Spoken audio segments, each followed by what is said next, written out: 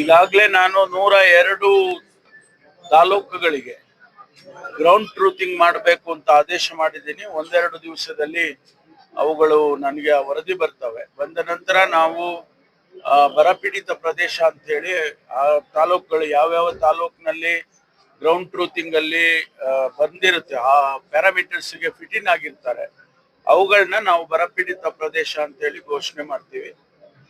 ಆನಂತರ ಕೇಂದ್ರ ಸರ್ಕಾರಕ್ಕೂ ಕೂಡ ನಾವು ಒಂದು ಮೆಮೊರಾಂಡಮ್ ಅನ್ನ ಸಬ್ಮಿಟ್ ಮಾಡೋದಕ್ಕೆ ತಯಾರು ಮಾಡ್ಕೊಳ್ತೀವಿ. ಸಾಕಷ್ಟು ಸಮಸ್ಯೆಗಳಿದ್ದು ಕೂಡ ಬಿಜೆಪಿ ಅವರೀಗ ಒಂದು ಪ್ರತಿಭಟನೆ ಮಾಡ್ತಾ ಇದ್ದಾರೆ, ಜೊತೆಗೆ ಒಂದು ಪಾದಯಾತ್ರೆ ಮಾಡಲು ಮುಂದಾಗ್ತಾ ಇದ್ದಾರೆ ಸರ್. ನಾಗೇಂದ್ರ ನೋಡಿ, ನಾವು ಪರಿಪರಿಯಾಗಿ ಅವರನ್ನ ಕೇಳ್ಕೊಂಡಿದ್ದೇವೆ. ಸದನದಲ್ಲಿ ನೀವು ಪ್ರತಿಭಟನೆ ಮಾಡೋದು ನಿಮ್ಮ ಹಕ್ಕು, ತಪ್ಪಿಲ್ಲ. ನಾಗೇಂದ್ರ ಅವರ ಏನು ರಾಜೀನಾಮೆ ಕೇಳೋದು ಕೂಡ ತಪ್ಪಿಲ್ಲ. ಆದ್ರೆ ಅದಕ್ಕೆ ರೀತಿ ನೀತಿಗಳಿದಾವಲ್ಲ. ಸದನದಲ್ಲಿ ನೀವು ಹೊರಗಡೆ ನಾವ್ ಏನ್ ಬೇಕಾದ್ರೂ ಬೀದಿಯಲ್ಲಿ ಮಾತಾಡಬಹುದು, ಅಲ್ಲಿ ಸದನದಲ್ಲಿ ನಿಯಮಗಳಿದಾವೆ.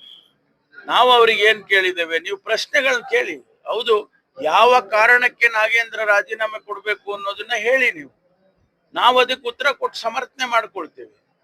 ನಮ್ಮ ಹತ್ರ ನಮ್ಗೆ ಸಮರ್ಥನೆ ಆಗ್ಲಿಲ್ಲ ಅಂತ ಹೇಳಿದ್ರೆ ಅದು ಬೇರೆ ವಿಚಾರ. ಆದ್ರೆ ನಾವು ನಿಮ್ಮನ್ನ ಕೇಳೋದು ಇಷ್ಟೇನೇನೆ, ನೀವು ಪ್ರಶ್ನೆಯನ್ನ ಕೇಳಿ ನಾವು ಉತ್ತರವನ್ನ ಕೊಡ್ತೇವೆ. ಆದ್ರಿಂದ ಈ ಪ್ರತಿಭಟನೆ ಎಲ್ಲ ಮಾಡೋದು ಬೇಡ. ಜ್ವಲಂತ ಸಮಸ್ಯೆಗಳಿದಾವೆ ರಾಜ್ಯದಲ್ಲಿ. ಇವತ್ತು ಬರ ಇದೆ, ಇಡೀ ರಾಜ್ಯದಲ್ಲಿ ಬರ ಇದೆ. ಅದಕ್ಕೆ ನಾವು ಗಮನ ಹರಿಸ್ಬೇಕು. ಮತ್ತು ಬೇರೆ ಬೇರೆ ಕುಡಿಯೋ ನೀರು ಇರ್ಬೋದು, ಬೇರೆ ಬೇರೆ ಉದ್ಯೋಗದ ಭರವಸೆಯನ್ನ ಕೊಟ್ಟಿದ್ವಿ, ಅದು ಉದ್ಯೋಗ ಕೊಡ್ಬೇಕು ಮಕ್ಕಳಿಗೆ, ಏನು ಪದವೀಧರರಿಗೆ. ಅವೆಲ್ಲ ಸಮಸ್ಯೆಗಳನ್ನ ಚರ್ಚೆ ಮಾಡೋಣ ಅಂತ ಹೇಳಿ ಅವ್ರಿಗೆ ಕೇಳಿದ್ವಿ.